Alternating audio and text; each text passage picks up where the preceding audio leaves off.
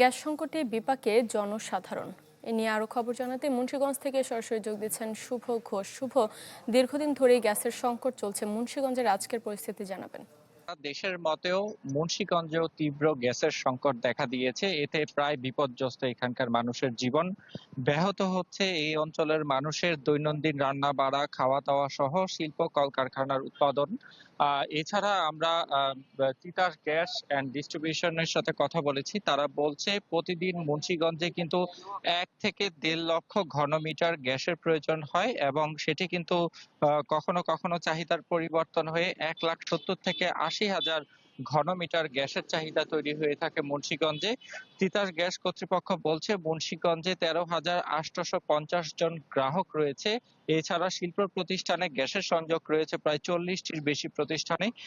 তারা বলছে যে চাহিদার বিপরীতে কিন্তু তারা এখন গ্যাসের সরবরাহ পাচ্ছে ৩০ থেকে ৪০,০০০ ঘনমিটার প্রতিদিন। এতে বুঝতেই পারছেন যে ১.৫ থেকে ২ লাখ ঘনমিটার যেখানে গ্যাসের চাহিদা, সেখানে কিন্তু ৩০,০০০ ঘনমিটার গ্যাস দিয়ে তাদের সেই চাহিদাটি পূরণ করতে হচ্ছে। এতে করে কিন্তু তাদের বেশ অনেকটা ভোগান্তিতে পড়তে হচ্ছে এই অঞ্চলের মানুষকে।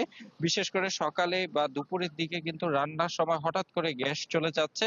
এতে করে সাধারণ লার্কির চুলা কিংবা এলপিজি গ্যাস সিলিন্ডার ব্যবহার করে কিন্তু দৈনন্দিন কাজ সারতে হচ্ছে এই অঞ্চলের মানুষকে। তাদের সাথে কথা বলেছি, তারা বলছে যে নিয়মিত গ্যাসের বিল পরিশোধ তারা করছেন।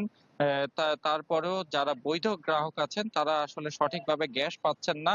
সেই অভিযোগটি জানিয়ে তারা বলছেন যে মুন্সিগঞ্জ জেলায় অনেক অবৈধ গ্যাসের সংযোগ রয়েছে, বিশেষ করে আবাসিক বাসাবাড়িতে, বিভিন্ন শিল্প কারখানা কিংবা হোটেল রেস্তোরাঁতে।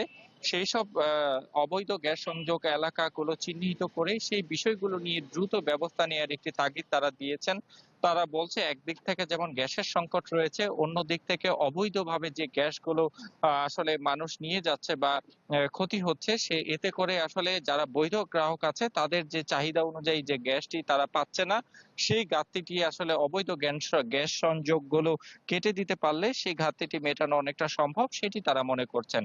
তো মুন্সিগঞ্জে বিভিন্ন সিএনজি পাম্পে আমরা খোঁজ নিয়েছি, বিশেষ করে ঢাকা চট্টগ্রাম মহাসড়কের পাশে যেসব সিএনজি পাম্প আছে সেখানেও কিন্তু আসলে বিভিন্ন যানবাহন চালকরা গ্যাস পাচ্ছেন না। এছাড়া সবকিছু মিলিয়ে বলা যায় যে আসলে মুন্সিগঞ্জে যে গ্যাসের সংকট সেটি কিন্তু তীব্র হচ্ছে সারা দেশের মতো। বিশেষ করে রান্নার সময় কিংবা রাতে, গভীর রাতে গ্যাস থাকে, তাই অনেক বাসাবাড়িতে কিন্তু আসলে জি শুভ, দিনে ধন্যবাদ আপনাকে। দর্শক, মুন্সিগঞ্জ থেকে যুক্ত হয়েছিলেন আমাদের সহকর্মী।